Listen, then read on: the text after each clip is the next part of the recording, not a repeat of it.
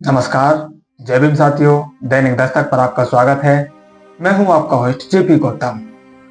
इन दो तस्वीरों को आप गौर से देखिए। एक तस्वीर में आपको एक यान ऊपर जाता हुआ दिखाई दे रहा है और उसके बगल में ही आपको एक इंसान धरती में जाता हुआ दिख रहा है। ये दोनों तस्वीरें आपस में कॉन्ट्राडिक्टरी है। एक तरफ हम इंसानों के पास वो टेक्नोलॉजी है जो धरती से इंसान को आसमान तक ले जा सकती है, और दूसरी तरफ हमारे पास वो टेक्नोलॉजी नहीं है जो हमारी गंदगी को साफ कर पाए। उस गंदगी को साफ करने के लिए हमें इंसान यान की जरूरत पड़ती है। हमारे पास ऐसा कोई टेक्नोलॉजी नहीं है जो हमारी गंदगी को साफ कर पाए। हमारे पास वो गटर यान आज तक नहीं है जिससे पिछले 5 साल में करीब करीब 300 लोगों की जिंदगी चली गई। जी हाँ, ये भारत सरकार का आंकड़ा है। 2020 से 2024 के बीच 294 डेथ सीवर और सेप्टिक टैंक से जुड़ी हुई है।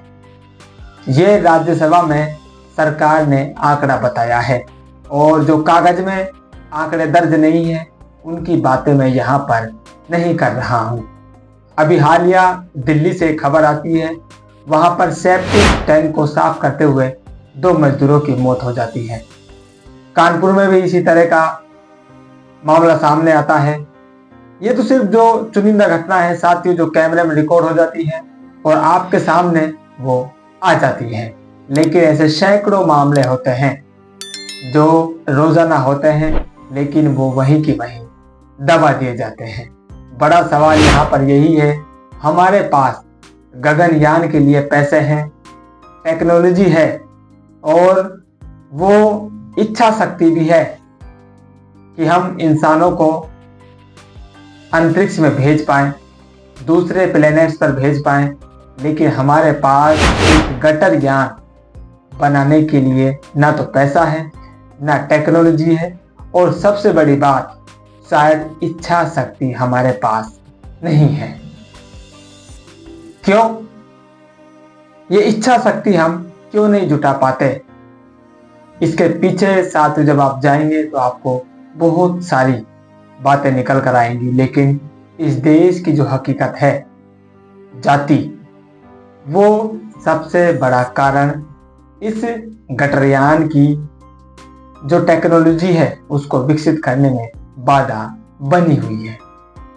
क्योंकि इस देश की जो सफाई का कार्य है वो आज भी लगभग एक जाति विशेष के लोगों द्वारा किया जाता है, और उस जाति विशेष की जो स्थिति है, इस देश की जो सामाजिक ताना बाना है, इस देश का जो धार्मिक ताना बाना है, उस ढांचे में उस सफाई कर्मी की स्थिति निचले दर्जे की है, जिसको जानवरों से भी बदतर माना जाता है।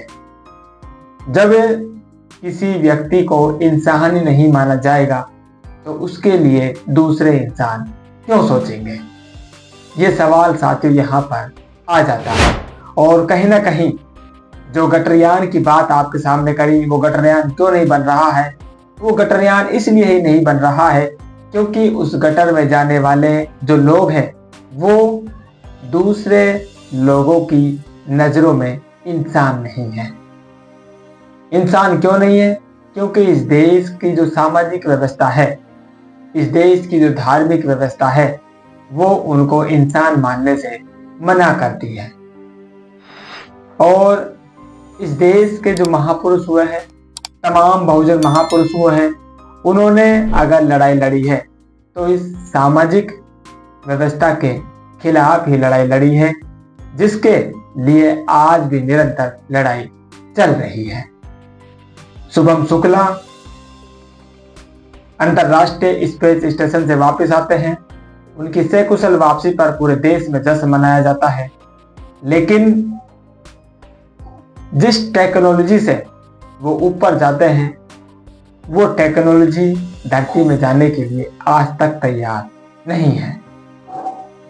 बड़ी विडंबना है इस देश की और इस देश के लोगों की कि लोग गटरों में सफाई करने के लिए नंगे उतर जाते हैं। उनके पास ऑक्सीजन तक नहीं होती है, शरीर पर कपड़े तक नहीं होते हैं, लेकिन ये गगनयान तैयार करने के लिए हमारे पास हजारों करोड़ों का बजट है।